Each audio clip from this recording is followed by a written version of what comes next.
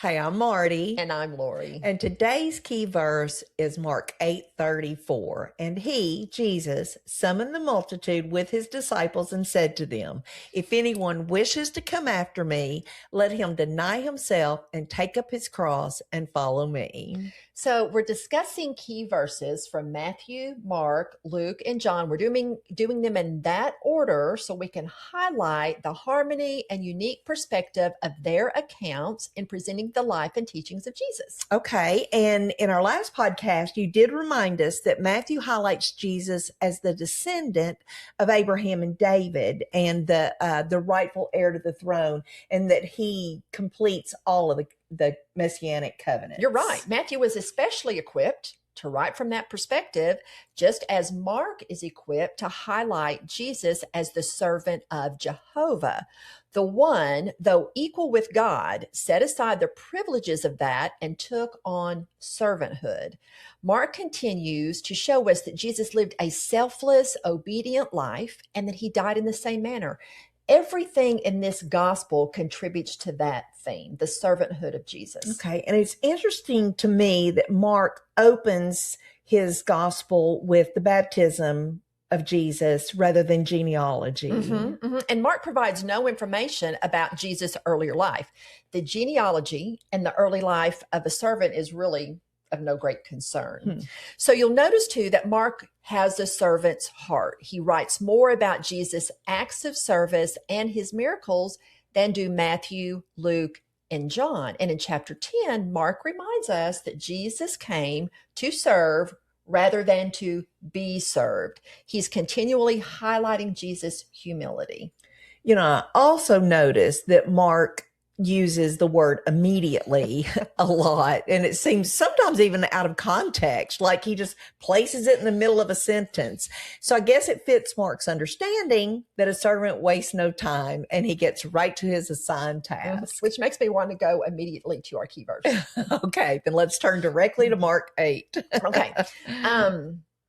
Mark 8. And since this is the shortest gospel, I'm thinking maybe we can make this the shortest podcast too, we can try. just to demonstrate. Okay. Mark 8, verse 27, Jesus went out along with his disciples to the villages of Caesarea Philippi. And on the way, he questions his disciples, saying to them, who do people say that I am?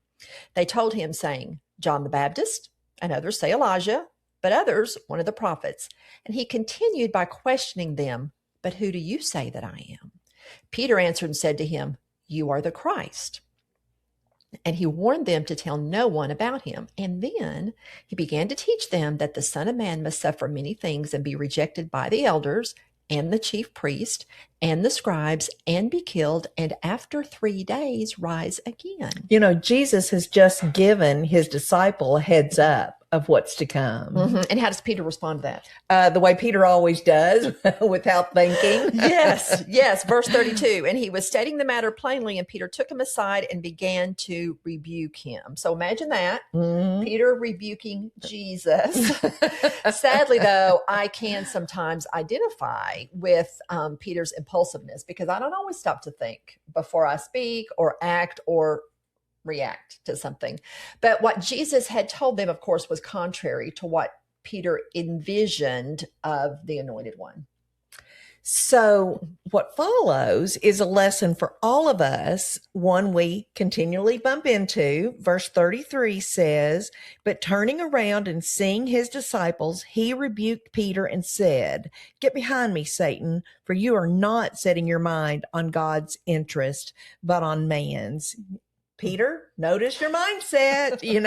Your mind is not set on things above, God's interest, but it's set on things on the earth, man's interest. There it is again. Yes. Our Colossians 3 discussion about our mindset. Yeah. It's interesting, too, that Jesus brings up Satan in this conversation, revealing how the great deceiver feeds on the dust that we're made of. You know, the enemy of our soul, he continues to restructure the lust of the eyes, the lust of the flesh, that woeful pride of life to fit our present situation. And our faulty flesh buys into it. And Jesus doesn't allow a profound teaching opportunity just slither on by.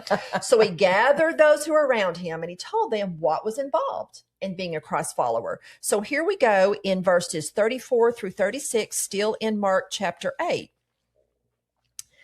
He summoned the crowd with his disciples and he said to them, "If anyone wishes to come after me, he must deny himself and take up his cross and follow me.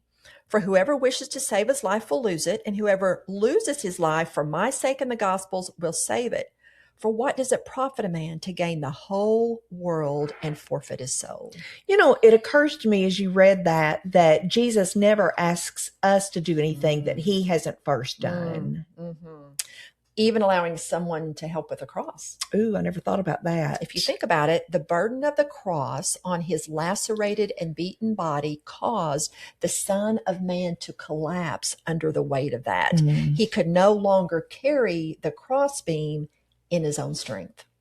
And that's when a Roman soldier summoned Simon and asked him to pick up Jesus's cross and carry it all the way to Golgotha. And isn't that another poignant example for us? Sometimes denying self is admitting that I need help when a burden is too heavy to carry alone. And most of the time, I'm okay with admitting my inadequacy to the Lord, but I am less willing to put pride aside and let God's assigned Simon or Marty or another friend carry part of that load with me.